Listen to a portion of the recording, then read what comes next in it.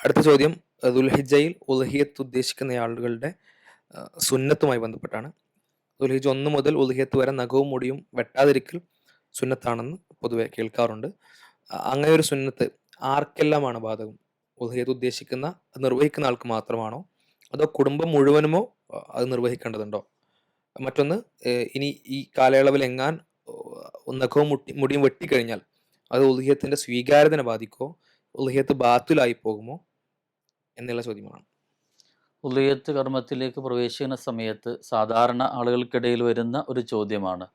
ഉലഹിയത്ത് കർമ്മത്തിൽ പങ്കെടുക്കുന്ന ഒരാളെ സംബന്ധിച്ചിടത്തോളം അദ്ദേഹം പാലിക്കേണ്ടുന്ന ഒരു വലിയ അദബായിട്ട് ഇസ്ലാം പഠിപ്പിക്കുന്ന കാര്യമാണ്.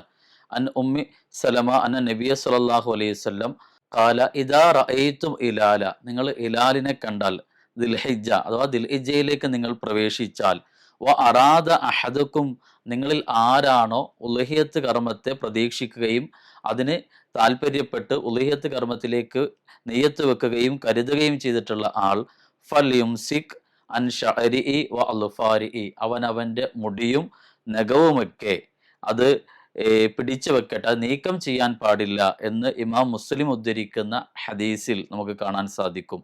അതുകൊണ്ട് തന്നെ ഉളഹിയത്ത് കർമ്മത്തിന് വേണ്ടി ഒരുങ്ങുന്ന ഒരു മുസ്ലിം, ഒരു വ്യക്തിയെ സംബന്ധിച്ചിടത്തോളം അതിൻ്റെ ദുൽഹിജ്ജ 1 മുതൽ ആ ഉളഹിയത്ത് കർമ്മം നിർവഹിക്കുന്നത് വരെ തൻ്റെ ശരീരത്തിലെ നഖവും മുടിയും തൊലിയുമൊന്നും ബോധപൂർവം നീക്കം ചെയ്യാൻ പാടുള്ളതല്ല.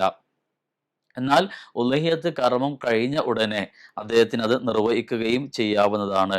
ഇനി മുടി എന്ന് പറയുമ്പോൾ നമ്മുടെ ശരീരത്തിൽ വരുന്ന, അല്ലെങ്കിൽ ഒരു മുസ്ലിമിനെ സംബന്ധിച്ചിടത്തോളം അവൻ്റെ മീശ, അതുപോലെ തന്നെ താടി, അതുപോലെ കക്ഷ രോമം, ഗുഹ്യരോമം, ഇതൊന്നും നീക്കം ചെയ്യാൻ ആ സമയത്ത് പാടുള്ളതല്ല.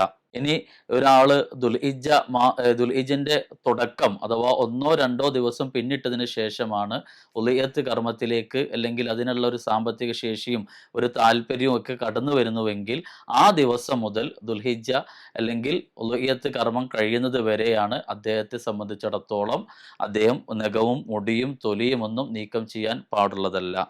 അതോടൊപ്പം തന്നെ ഇനി ആരെങ്കിലും ഈ ഉളിയത്ത് കർമ്മത്തിന് വേണ്ടി അതിൽ പങ്കെടുക്കുന്ന ഒരു വ്യക്തി തൻ്റെ മുടിയോ നഖമോ ഒക്കെ മുറിച്ചു കളഞ്ഞാൽ അദ്ദേഹത്തിൻ്റെ ഉളിയത്ത് ബാത്തിലായി പോകുമോ എന്നുള്ളതാണ്. അതിനെപ്പറ്റി ഉലമാക്കൾ പഠിപ്പിക്കുന്നത് അത് ഒരു കറാഹത്തായ കാര്യമാണ്. പക്ഷേ അതിന് പ്രായശ്ചിത്തമോ അല്ലെങ്കിൽ അതിന് വേറെ അദ്ദേഹത്തിൻ്റെ ഉളിയത്ത് നഷ്ടപ്പെട്ടു പോവുകയോ അങ്ങനെയുള്ള കാര്യങ്ങളൊന്നുമില്ല. പക്ഷേ അത് ശ്രദ്ധിക്കേണ്ടതാണ്.